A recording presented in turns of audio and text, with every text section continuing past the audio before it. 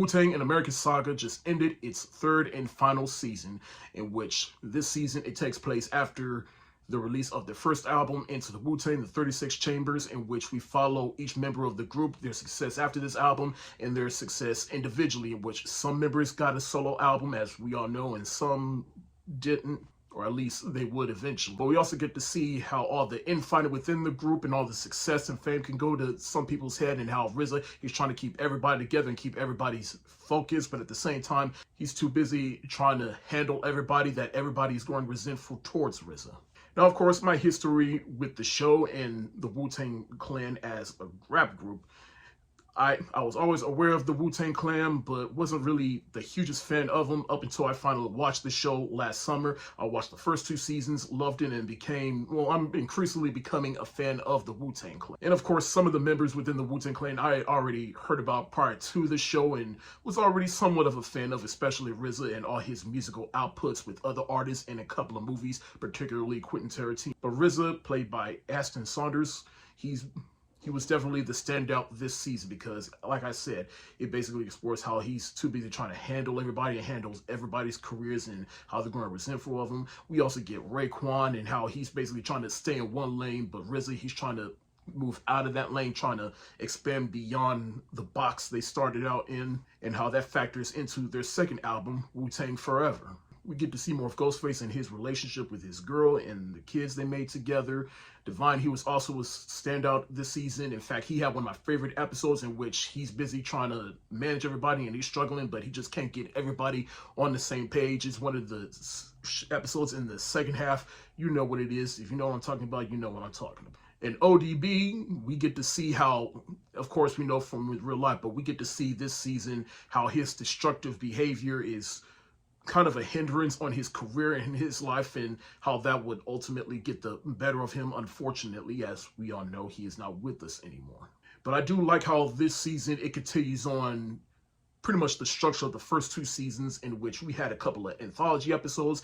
ODB, GZA, and Raekwon, they got their own anthology episodes that were basically mini movies. ODB, he was my favorite of the 3. I will say at the beginning of the show, I was a little worried because it kind of took a little bit to get going, but then the second half of the season, that's when it really started to pick up. And I do appreciate where the season falls with the rest of the show, in which the first season, it was basically the group coming together. The second season was them coming together to release their first album, the 36 Chambers, and then this third season was basically the aftermath. Now, where do I rank these 3 seasons? I'd say the second season is still the best, then I'll put this third season and then the first season. But I'm definitely glad the show ended here. You have a solid 3-season trilogy, and I felt like it told a complete story.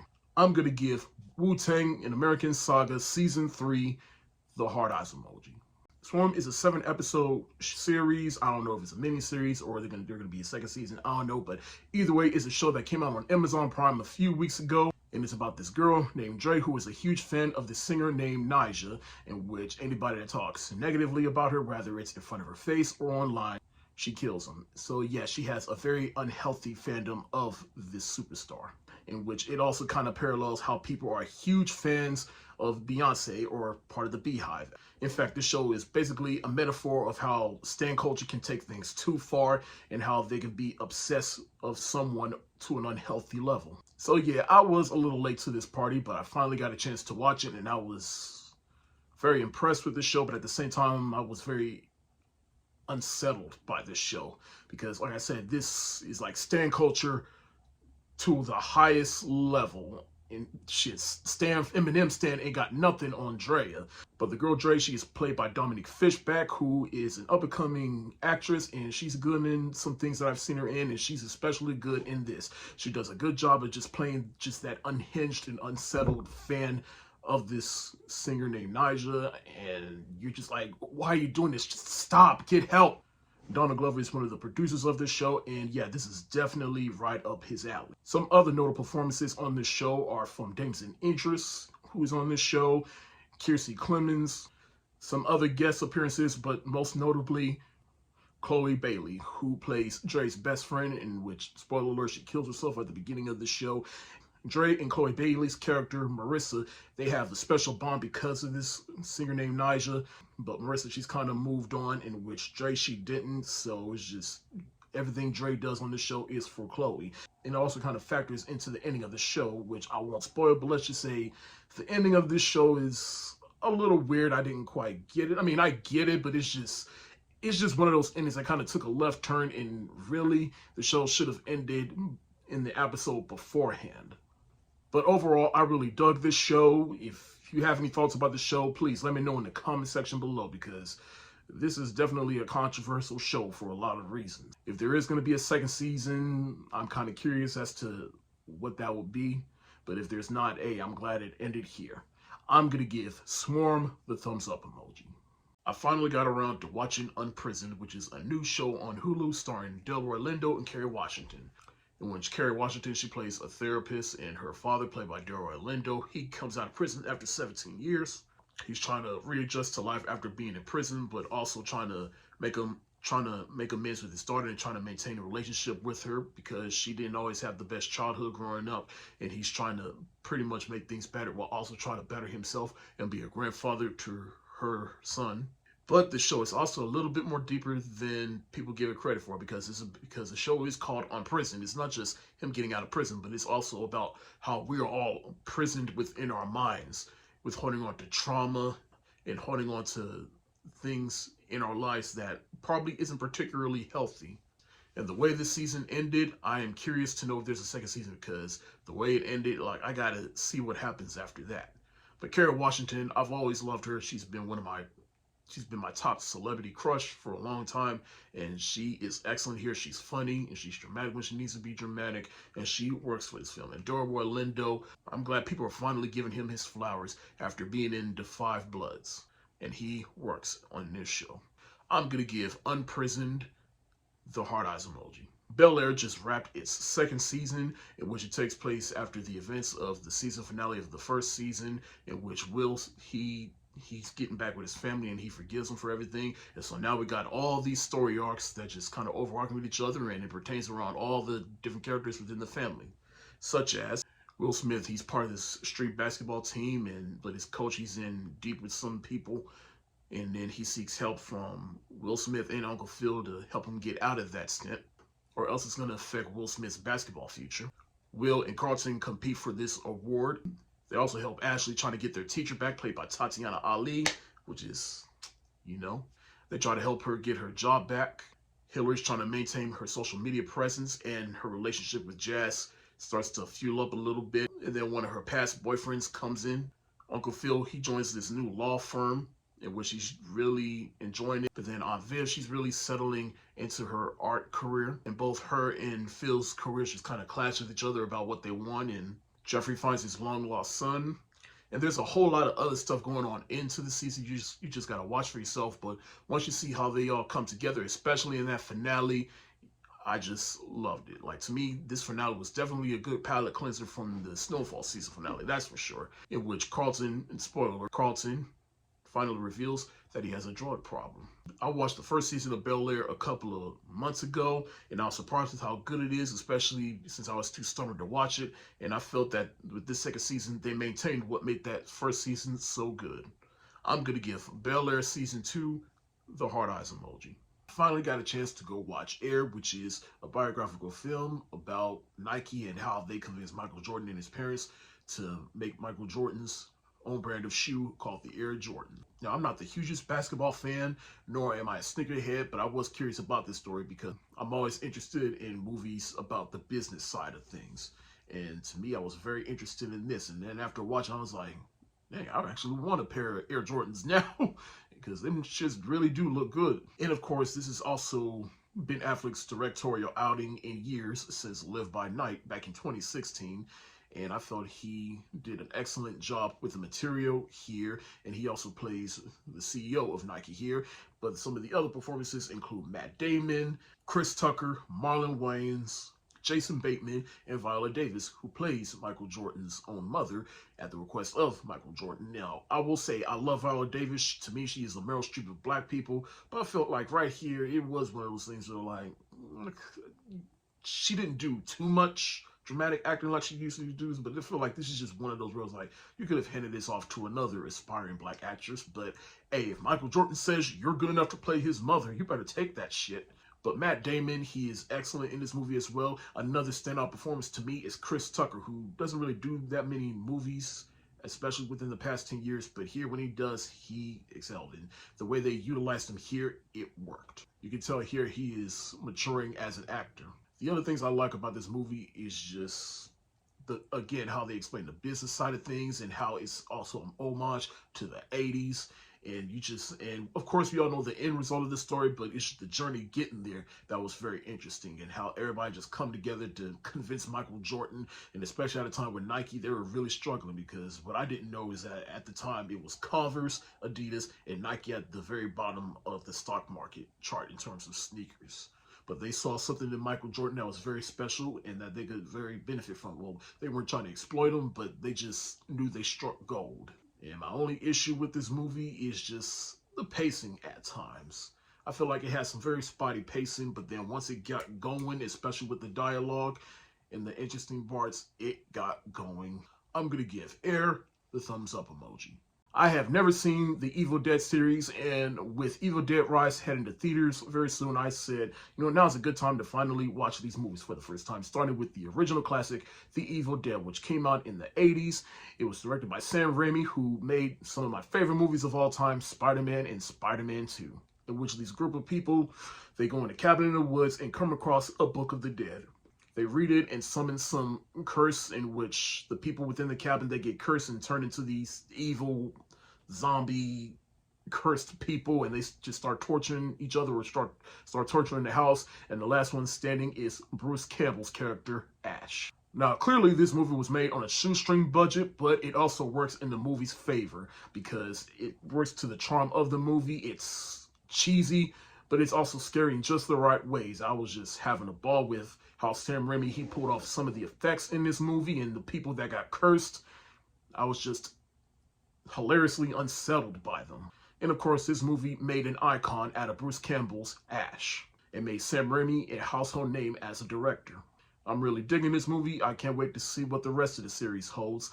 I'm going to give The Evil Dead the thumbs up emoji. Evil Dead 2 is really the first requel ever made, or at least one of the first requels ever made. I'm not really sure, but basically this movie just follows the same plot as the first film, in which I think Sam really, he struck gold with that first movie, and then he got a huge budget, and he basically said, I'm just gonna, maybe a lot of people didn't see that original movie, so I'm basically gonna do the first movie all over again, just a little bit, and establish this universe. And of course, Sam Raimi, he got a higher budget. He brought back Bruce Campbell to play Ash, and I know the two of them are buddies. They've been together from the very beginning, and it definitely shows through all the cameos Bruce Campbell has in Spider-Man movies and everything else, and even in Doctor Strange in the Multiverse of Madness.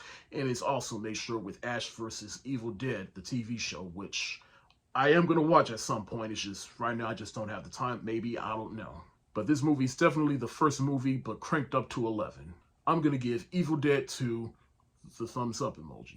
Army of Darkness is the third movie in the original Evil Dead trilogy, and it's a lot different from the first two movies, in which it takes place after the second movie, in which Ash, he's transported into the medieval times, and that's where the curse from the book from the first two movies originated from. So now he's there, and a bunch of weird stuff happens, and that's the movie.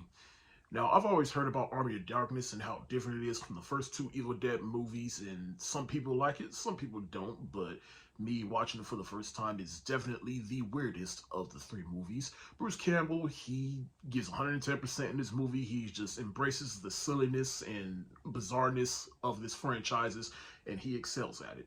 But in doing so, the movie is just a lot more cheesy and corny than the first two, and it just loses what makes those first two movies so good. So yeah, this is probably one of the shortest reviews I've ever done, because I really don't have much to say about this movie. It's just, you either like this movie or you don't, but when you watch it, you just take it for what it is, or you just take it for face value. So, but for me personally, yeah, the Evil Dead movies that feature Ash, I'm just not really I ain't gonna say I'm not a huge fan of, but just not really for all the cheesiness that those movies present.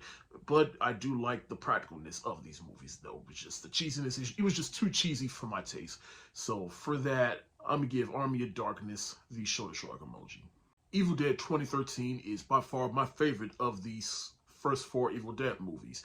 I just like how this movie is a lot more scarier. It embraces the scariness of those first 2 movies. I mean, some of the absurdness from the first 3 movies is in this, but at the same time, it takes itself seriously.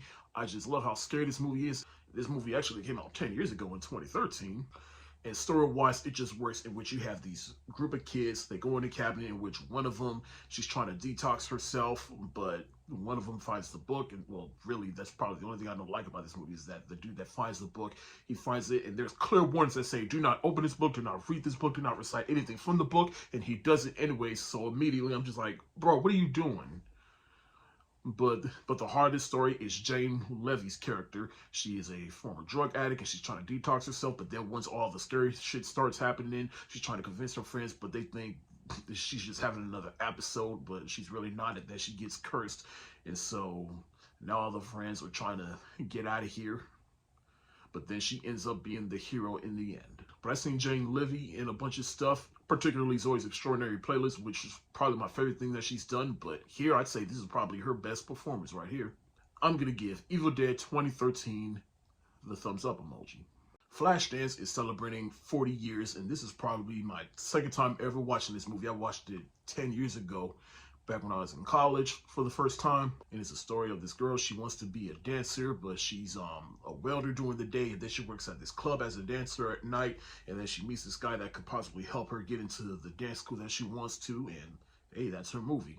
You know, this, as generic as this movie is, it's still very iconic for a lot of reasons. Of course, the music, that iconic song, What a Feeling by Irene Cara, R.I.P., the amazing score and synthesizers by Giorgio Moroder, who is a very super producer from the 80s. I also love the production of this movie because the lighting and just the way all the scenes are constructed, it just works. And I really do mean this movie is iconic in itself, because this movie has been parodied to death and homaged to death in various movies, TVs, and music videos. Really, my only gripes I have about this movie, it is a little generic, and the movie does have some pacing issues in certain spots, but it does not take away from how iconic this movie is. And if you love this movie, great. And I do love this movie for Jennifer Beals, who this was definitely her breakout role.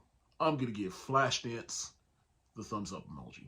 Before I get started, quick side note. So I finally got my laptop back. It is working and working perfectly, but there's still going to be some slight changes. Everything's not all there as it was before, but there's still going to be some slight changes within my video. So just bear with me, or this format might stay, it may not, but the little watermark on the right, that's definitely gone now, so that counts for something.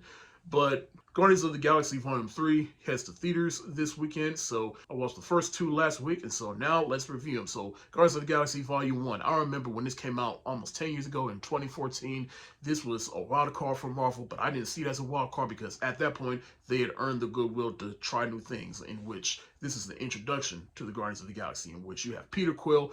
He gets taken from Earth as a child after his mother died, and he gets raised by Yondu, but then he forms the Guardians of the Galaxy after they both have a common mission. And of course, the Guardians consist of Star-Lord, played by Chris Pratt, Gamora, played by Zoe Saldana, Rocky Raccoon, played by Bradley Cooper, Vin Diesel as Groot, and Dave Bautista as Drax the Destroyer. And this was one of those groups that just absolutely works. It's like this is a group that came together with their own baggage, and through circumstances, they come together and work together for the common good. And I just love how fun and funny this movie is, which is both a blessing and a curse moving forward with Marvel. Moving forward, I'll get to that in a bit or in another video. But James Gunn, he was perfect for this. He brought this center of the Marvel Universe to life in a way that made sense, and so that when the Guardians do cross over with other Marvel movies, you do not miss a step. And plus, anytime I revisit an old MCU movie, I just have this sense of nostalgia and admiration for it. Particularly with the first Iron Man, the first Avengers, and now the first Guardians. Just seeing how far they've come. I'm going to give Guardians of the Galaxy the heart eyes emoji. Now, there's 2 types of people in the world. Those that prefer Guardians 1 over Guardians 2, and people that prefer Guardians 2 over Guardians 1. Me, I am the latter. I've always loved the second one over the first one. And that doesn't mean I think of the first one less. I love both of them equally. It's just this one just hit me just a little bit more because, well, one, the Guardians 2 came out a year after my dad passed, and so watching this, especially y'all knowing what happens to Yondu at the end, it just hit me a little bit more deep. It was a little bit too close to home. But I'm getting a little ahead of myself. But the plot of this one, in which Star-Lord, he's reunited with his father, Ego, the Living Planet, played by Kurt Russell. And Kurt Russell, he just makes everything better. But then turns out his father is evil. And then there's this whole thing with the Sovereign, these Go people. And then there's the Ravagers. And then Yondu, he really becomes the best character in this whole movie, especially at the end. It's like the relationships within this movie are enhanced. Because, you know, you got the relationship between Gamora and Nebula, and they're coming to terms with their trauma and their time with Thanos as their adopted daddy. Rocket, he's pushing everyone away with his destructive attitude, and Star-Lord coming to terms with who his real daddy is. This is also a very beautiful movie. Like, this was, I do remember this is one of the first movies that was shot with the AK camera. A lot of people particularly criticize this movie because of the humor, and they're not wrong, because there is an overabundance of humor in this movie. It's like Kevin Feige told James Gunn, people really like the humor in the first movie, so let's double down on that. And it's just like, no. And I also feel like, and remember when I said in my first review, I feel like the humor in the Guardians movies are both a blessing and a curse. Well, this is what I mean, because I feel like people really gravitated towards the humor in the Guardians movies, and so Kevin Feige said, let's incorporate that into every Marvel movie we make. And this is like, no, that does not work for every character, and it only works specifically for James Gunn's particular movies. Look, this movie does have faults, but to me, I think this movie is a secret masterpiece for what it accomplished about fatherhood and relationships. And it was, to me, this was just a fun movie, and I prefer this soundtrack over the first soundtrack. And that's something I forgot to mention in the first one, because again, I love both the soundtracks. I mean, shit! I have the soundtracks to both Guardians of the Galaxy on cassette tape and still in the package. I have not taken them out the package because to me, these are like collector's items. And just want to preserve them, see? And I got both the soundtracks on vinyl, Volume 1 and Volume 2, right here, you know? I love the first Guardians, but I love Guardians of the Galaxy Volume 2 even more. And I can't wait to see what James Gunn gives us with Volume 3. Whether it's just a fun movie or it hits me in the feels. Regardless, as of right now, I'm going to give Guardians of the Galaxy Volume 2 the heart eyes emoji. Celebrating 20 Years is Holes, which is one of my favorite live-action Disney movies. And it's based on a book, and it's actually one of the few book adaptations that I went back and read after watching the movie. It was mainly for an assignment from when I was a freshman in high school, but I read the book, and I actually think the book is better than the movie, but I still like the movie. It does have its fun parts, and it faithfully follows the book. For the most part, I think. In which you have Stanley Yelnats, that's played by Shia LaBeouf. He gets wrongfully accused of stealing some shoes from a famous baseball player, so he goes to this camp where he is forced to dig holes until he finds something, but just dig holes because it builds character, as Mr. Sir would call it. But eventually he comes across Hector Zeroni, played by Cleo Thomas. They form a bond, and the two embark on a journey where they escape the camp and go up God's Mountain, and they go back to the camp, and that's all I'm going to tell you. But basically, the whole plot centers around a curse that Stanley Yelnats' family has. Now, this was one of my favorites growing up. And again, I already told you about me reading the book. And to me, this is one of Shia LaBeouf's earlier good films. And I just love how well written the movie and by extension the book is. And just how every intricate detail just plays into everything within this movie.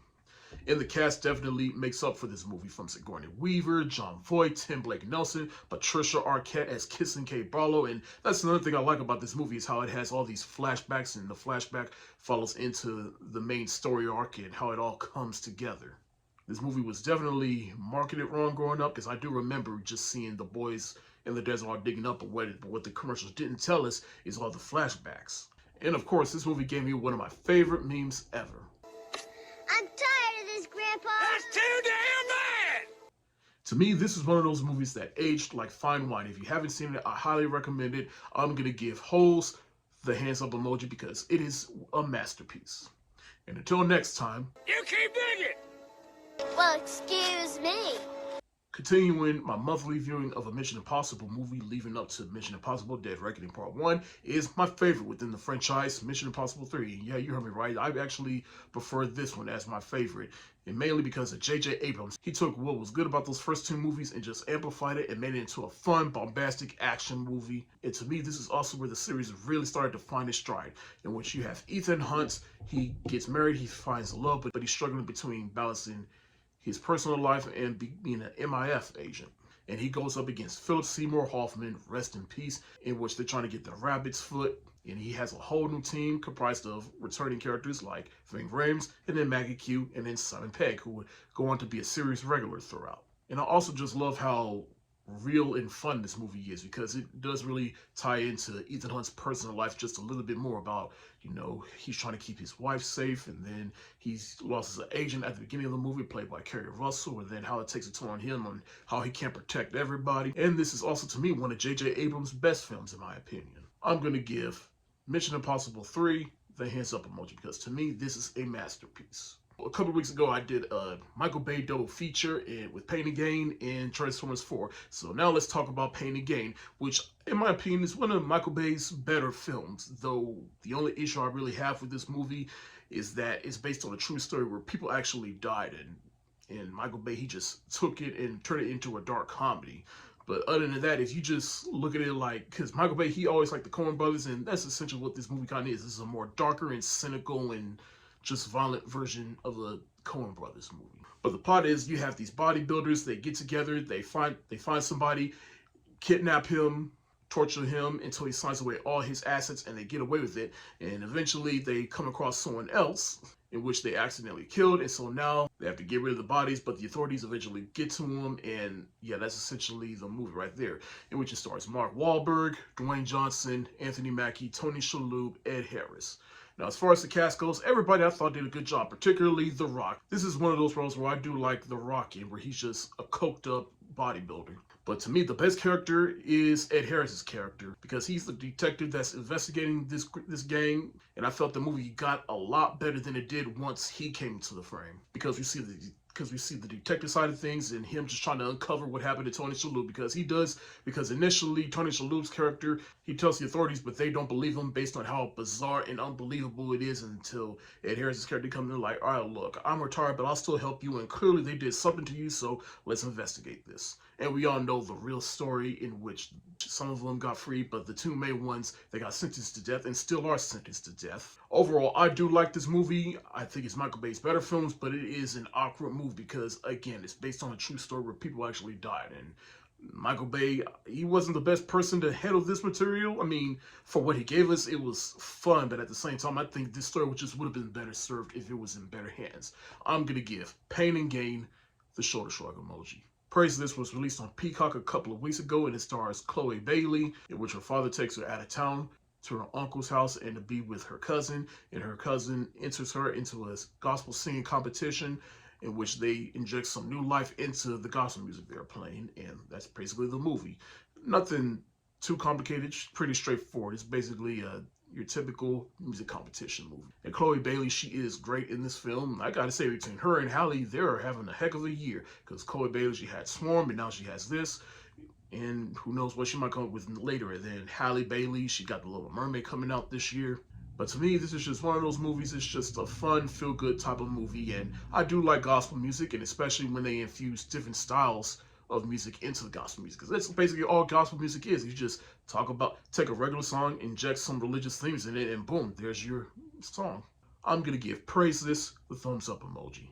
The Super Mario Brothers movie was released over the weekend, and it is the story of Mario and Luigi. They are plumbers. They get sucked down the drain into the Mushroom Kingdom. Mario and Luigi get separated. So Mario, with the help of Princess Peach, they help find Luigi as well as save the Mushroom Kingdom from Bowser. And that's basically the plot of the movie. It's basically the plot of the Mario video games. Just to give you some context, I was always aware of Super Mario, but I never really played the games until I was a teenager in high school. In fact, I didn't really own any Nintendo consoles until I was in high school when the Nintendo Wii came out. But to give you some context of my video game history, I had a Sega Genesis with the Sega CD. I had a PlayStation 1, the original Xbox, Xbox 360, and then of course, when I was in high school, my parents bought me and my sisters a Nintendo Wii. And that was basically the first Nintendo console I got. Now, I did have some handheld Nintendo consoles, such as the Game Boy Color, the Game Boy Advance, the Game Boy Advance SP. But until we had the Wii, that was my only experience with Nintendo products. I never had a 64 or an NES or a Super NES. And as far as handheld games goes, I also had the PlayStation Portable. But right now, I currently have the PlayStation 4 and a Nintendo Switch. So obviously my experience with Nintendo products and Mario as a property was very minimal up until I was damn near an adult. But once I did start getting into Nintendo products, I did play some Mario games, such as for the Wii, I had Mario Kart Wii, Mario Sonic at the Olympic Games and London Games. I did have Sonic and Mario at the Winter Olympic Games. I don't know where that is. I could have swore I took that with me when I moved out of my mom's house. And Super Smash Bros. Brawl, which was my first experience with Super Smash Bros. And New Super Mario Bros. And as I said, I do have a Nintendo Switch in which I have Mario Kart 8 and Super Smash Bros. Ultimate. Then of course there's that Super Mario Bros. Movie from the 90s that I've heard nothing but horrible things about, and I am not gonna waste my time trying to watch it. And that's coming from someone who has watched through some bad movies, but sometimes you just gotta take some for yourself. So by now, I do like Mario as a property, but otherwise, I don't have any real loyalty towards the property because I didn't really get into Mario until I was almost an adult. All that said, I did enjoy this movie. It's definitely better than that horrible 90s movie. The animation is stellar, which is kind of expected from Illumination, which I will admit, I was a little skeptical when I found out Illumination was making a Mario Brothers movie because I feel like Illumination's track record, at least my experience with Illumination movies, they vary from okay to just don't like. And while I did enjoy this movie, I did feel like this movie is a bit too safe. I mean, yes, there's only so much you can do about a plumber that saves a princess or his brother and fights an evil giant turtle. But at the same time, I feel like they could have given us just a little bit more. Like they could have put more emphasis on the brotherly relationship between Mario and Luigi. They're separated through most of the movie. There's even hints at Luigi's castle in this movie, which, hey, and I did like all the references and Easter eggs to Nintendo's history and Mario's history. And the other thing that kind of put people on fence was the casting of Chris Pratt as Mario, which I can understand, but at the same time, I can only hear Mario saying, Mario, woohoo! I can hear that voice, but so many times as a grown adult. And they do reference it and poke fun at it, and after that, this is kind of like, you get used to it after a while, and Chris Pratt, he settled into this role perfectly. So I felt like Chris Pratt, he did a good job voicing Mario, as well as Charlie Day as Luigi, Anya Taylor-Joy as Princess Peach, and Jack Black is the standout as King Bowser. But the one voice casting that kind of took me out of the movie because I know this voice, and that is Seth Rogen as Donkey Kong. Overall, I did enjoy this movie. It's definitely a fun, safe movie, as I said. I saw this movie with one of my sisters, in which she's a huge fan of video games. More specifically, she likes Sonic the Hedgehog. And when we got out, she said she enjoyed it, but she likes the Sonic movie, specifically the second Sonic movie, a little bit more. And I was like, really? But then after thinking about it, I'm like, yeah, because the way I say it is like this. The Sonic movies, they were focused on not only sucking, but they still managed to be movies that still had heart. Whereas this movie was just only focused on not sucking. It didn't really have any real heart. Regardless, I still enjoyed this movie, and I'm going to give the Super Mario Brothers movie the thumbs up emoji. Celebrating 30 years is This Boy's Life, in which is the story of young Leonardo DiCaprio's character and his mother, played by Ellen Barkin, and she goes from marriage to marriage, or I should say relationship to relationship, and so she comes across Dwight, played by Robert De Niro. She thinks everything is all sunshine and rainbows with this guy, but then turns out he is verbally and physically abusive to both her and him. Now, initially, Leonardo DiCaprio's character, he does need some growing up to do, but then once Dwight takes everything too far, that's when he really starts to get furious, and then over the years, he eventually just snaps, and that's all I'm gonna say. You just gotta watch the end of the movie.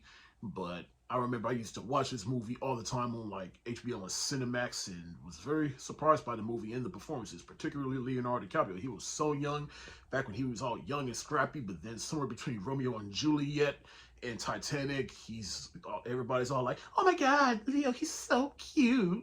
But this movie, along with a couple of other movies, this is the one that showed like, oh, he can really stand toe to toe with some of the greats. Of course, some of the supporting cast also works in this movie, but what I love about this movie is just the layers from motherhood to fatherhood, and how this person Dwight, he just has a domineering personality, and the moment people start to do better than him, he takes that super seriously to the point where he is physically and verbally abusing those that he claims to love. And Leo's character, he's just trying to convince his mother to leave him, but she just doesn't want to because this is the best they got from him. But then eventually she just gets fed up.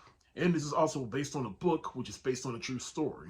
If you have not seen This Boy's Life, I highly recommend it. It's a great coming-of-age story for young teenage boys. It's really, really good, and it might help you get through anybody that's have any issues with one of their parents. This might be the movie to help you. I'm going to give This Boy's Life the hard eyes emoji.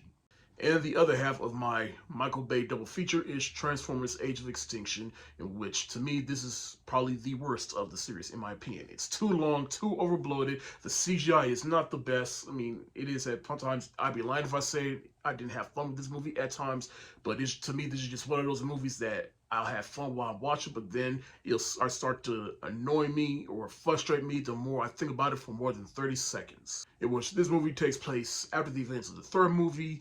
The Transformers are now hunted by the humans, but it turns out the humans are working with the Decepticons. The Decepticons are trying to find this seed that freezes everything and makes more transformium. That's what they're calling it. I'm not even going to try to explain the plot to you at times, but you do have the human characters, Mark Wahlberg's character and his daughter. He's an inventor. Believe that. Make of that what you will. And he has his daughter, and they're broke, and she's trying to go to college, but they don't have enough money. And then, of course, her daughter is dating a boy that's a little older than her. He's 17. Like, probably one of the most ridiculous things about this movie is that it actually stops to explain why he can legally bone his underage daughter, the Mary Juliet. I don't know, maybe this is a true thing in Texas, but if it is, hey, correct me if I'm wrong, but if it's not, what? And I really mean it when I said this movie's just too long. I mean, the climax of this movie takes place in China for no reason, and it just goes on for longer than it should, and you just checking. I remember when I watched this movie in the theater, and I was just checking my watch. I'm like, good Lord, is this over already? This is definitely maximum Bayhem, but not as maximum Bayhem as you would see in some of his other movies like Six Underground. Jesus. Look, for what it's worth, Mark Wahlberg, he was a fine replacement for Shia LaBeouf, but I just feel like they could have given him something other than him being an inventor. Again, the best way I could describe this movie is nonsensical. I'm going to give Transformers Age of Extinction the angry face emoji, just based off that, like, well, again, I did have fun watching the movie at times, but when I walk away from it, it just pisses me off and annoys me every time I think about it for more than 30 seconds, and that's why I'm giving Transformers Age of Extinction the angry face emoji. Winnie the Pooh, Blood and Honey came out a few months ago, and when I first saw the trailer for this movie, I was interested because, one, just last year, Winnie the Pooh, or I think it was 2 years ago, but Winnie the Pooh, the property, not Disney's Winnie the Pooh, but Winnie the Pooh, the original book, it went into public domain, so which means it was fair game. Anybody could pretty much use it and have their own take with it, and somebody definitely put their own take with it with this horror slasher take in which Christopher Robin, he left Pooh and his friends in 100 Acre Wood years ago. He went to college, then they came back, and Pooh and friends were just somehow on this killing spree and resentful towards Christopher Robin, and they come across a group of girls and start killing them, and that's pretty much the plot of this movie because there's really nothing else of substance to this movie. I feel like the filmmakers that made this movie, they just found out that Winnie the Pooh went into public domain and just said, shit, let's make a horror movie out of it, and that was nothing else. I mean, Winnie the Pooh, they don't really explain whether or not Winnie the Pooh is actually Winnie the Pooh or is it just somebody in a mask. There's really no explanation. Now, I'm not asking for too much substance because I saw the trailer and saw it for face value and saw it for what it was. But at the same time, you can give me just a little bit more than just a slasher film. All that said, it was still a fun slasher movie, but at the same time, I don't see myself watching this again anytime soon. I'm going to give Winnie the Pooh, Blood and Honey, the shoulder shrug emoji.